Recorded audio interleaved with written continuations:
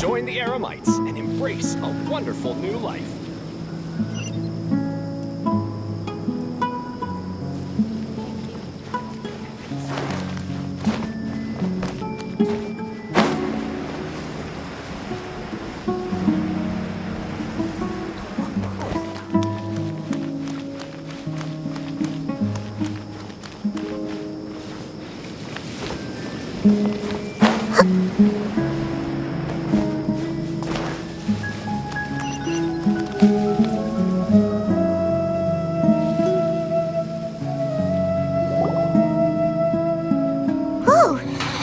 You're still fighting? You've been out here dealing with these creatures the entire time? Yes. They just keep coming in waves. I've lost count of how many I've defeated. Before I realized it, even the sandstorm had stopped.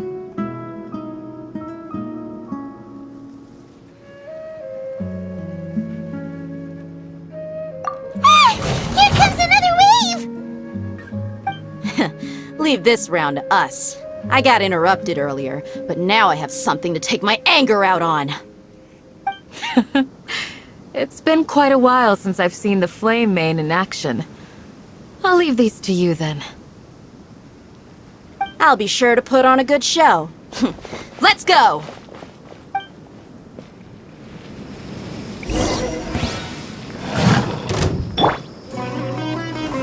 Stabilize! Order guide you! I see everything!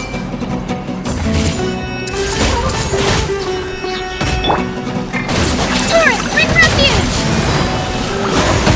Yeah! Here comes another wave! When are they ever gonna let up? Gather! I will have order! Everyone hold hands!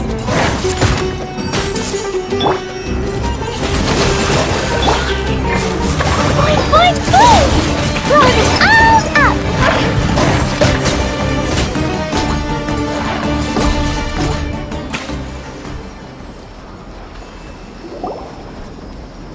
The creatures stopped appearing. Was that the last of them? What we fought just now was probably the aftermath of the sandstorm. So we should be safe for the time being. Well fought, everyone. No injuries, I hope. Huh? Who are you? Ah, my apologies. I haven't had a chance to greet you yet. I had my hands full taking care of the village's elderly and children. I am the chief of Aaru village. Everyone usually calls me Uncle Anpu. Sir, I am also originally from the desert, but I have not been back for some time now. May I ask if such sandstorms are common? I can't say they've always been common, but recently the storms have become increasingly severe and frequent. Besides sandstorms, we also occasionally get earthquakes. According to an investigator who stayed in the village a while ago, these unusual natural phenomena are related to the withering of Irminsul. Another effect of Irminsul's withering. So, Irminsul's withering causes withering zones in the forest, and sandstorms and earthquakes here in the desert? Everything in the natural world is inextricably connected to Irminsul. These regional symptoms can indeed be a reflection of Irminsul's present state. Everyone in Aaru village needs to take good care of themselves. Speaking of which, why haven't I seen a single village keeper since I got here? Village keeper? Who are they? Village guards like Candace? Does your curiosity know no bounds? Village Keeper is how Aaru village refers to mad scholars exiled here by the academia. Most of them are scholars who lost their sanity after a period of training in the Avidia forest. The academia believes that their crazed mutterings may have a negative effect on the psyches of other scholars. So, they're forcibly exiled to the desert. Though if you ask me, it's all a boatload of nonsense. Alas, that's exactly what we've been trying to investigate. One by one, the village keepers have been mysteriously disappearing without a trace. But no one in the village has ever seen them leave. If you're planning to stay around the village for the next few days, I'd appreciate it if you could keep an eye out for them. I've had encounters with those people in the past. I'll see what I can do to help. The Matra are the ones responsible for their exile. Now that you're no longer with them, are you trying to alleviate your guilt and atone for your past sins? I'm fascinated by how you think. Mock me if you will, but if you are guilty, I will eliminate you, regardless of my position or identity. Oh, you're the former General Mahamatra. You must be an expert in these kinds of investigations. Thank you for your help.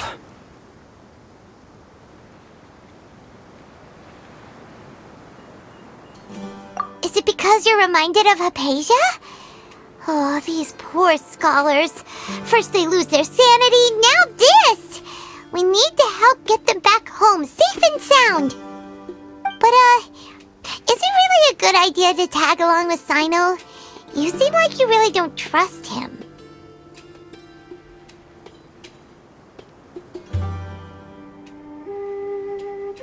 I'll be grateful for the assistance. No doubt you will do a better job than some of my former subordinates.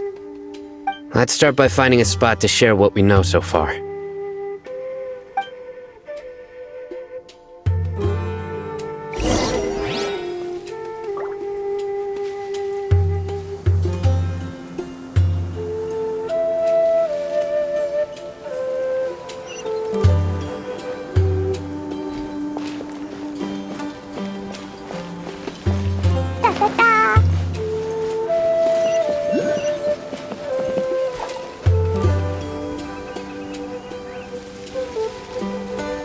La la la.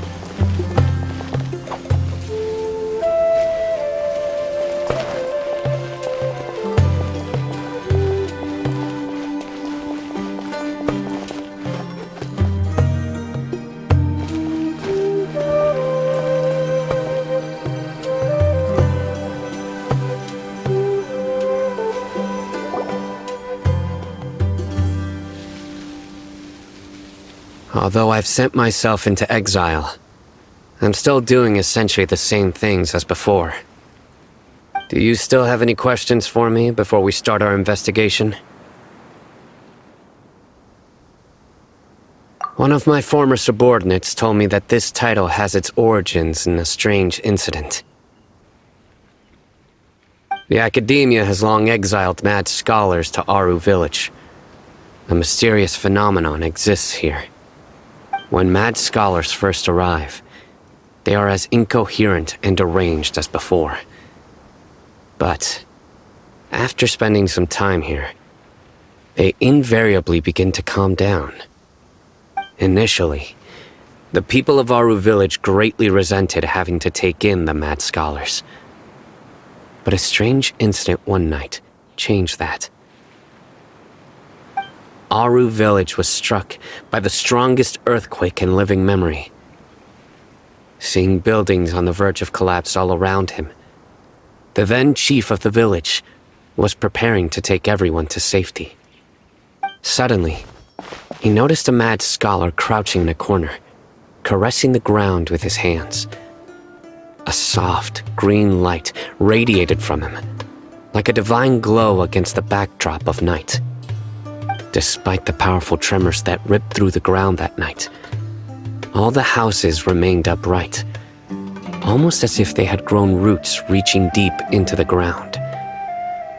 In the end, not a single building collapsed, and no one was hurt. After that, the people of Aaru village treated the mad scholars with greater kindness, and began to refer to them as the village keepers. A soft green light?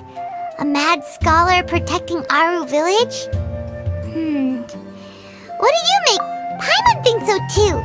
Actually, Sayno, do you know if any of the mad scholars continued to wear their Akasha terminals at Aaru village? In theory, they would continue wearing them so the academia could still monitor their activities. With that said, the main Akasha system would no longer have any interaction with them. Oh, no wonder! Everything makes sense then! Add in the fact that they calmed down, it was probably Nahida who calmed them.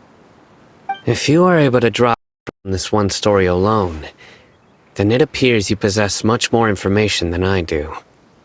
So, what do you make of the story?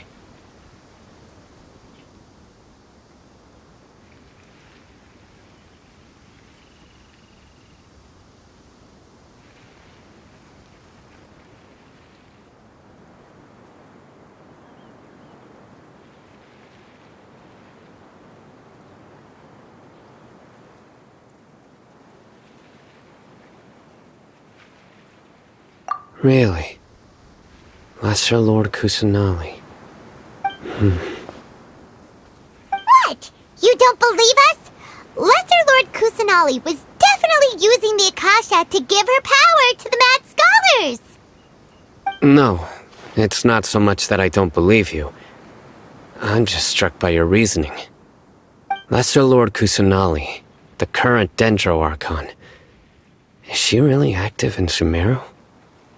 The Academia has always placed far greater importance on the late Greater Lord Rukkhadevata.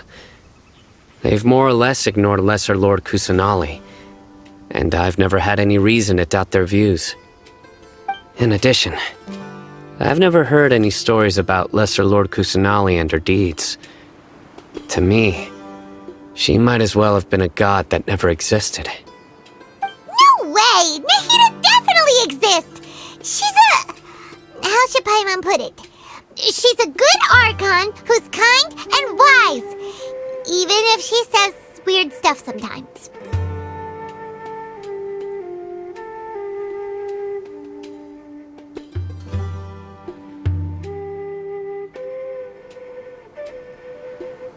I've spent many years interrogating criminals, so I can easily tell when someone is lying. Good! Then you should know that we're telling the truth! That look in your eyes. I've never seen that from a liar. You two really must have met Lesser Lord Kusanali. How can this be? To think, our Archon has been amongst us this entire time. Alright, now it's our turn to put our skills to good use for this investigation. But easier said than done, especially since we don't have any leads. Maybe we can start by knocking on some doors. Excuse me, are you here to help me find my grandpa? Huh? Who are you? By the sounds of it, a resident of this village. My name is Isak. You'll help me find my grandpa, right? Is your grandpa a mad scholar? Hey, don't say that. Grandpa is just Grandpa. Why do you have to call him that? It's not like he's a bad person or anything. The person you're referring to is not a local, yet you are. Why do you call him Grandpa? Grandpa is just Grandpa. He's my family. I heard everything you said to the village chief. Please, you gotta take me with you. I want to find my grandpa. I swear I'll help. I won't be a nuisance. Ah, so you're the one who was eavesdropping on us around the village chief's house. I was planning to go out and take care of whoever it was, but I had a vague feeling that they didn't harbor any ill intent. Whoa. Haven wasn't kidding about Matra having sharp senses. Sayno, he's just a kid. All he wants is to find his grandpa. Let's find a way to help him. sorry. I was only listening in because I wanted to know where Grandpa went. Honest. If you don't believe me, you can ask Miss Candace. All right. But first, let's confirm the facts with Candace.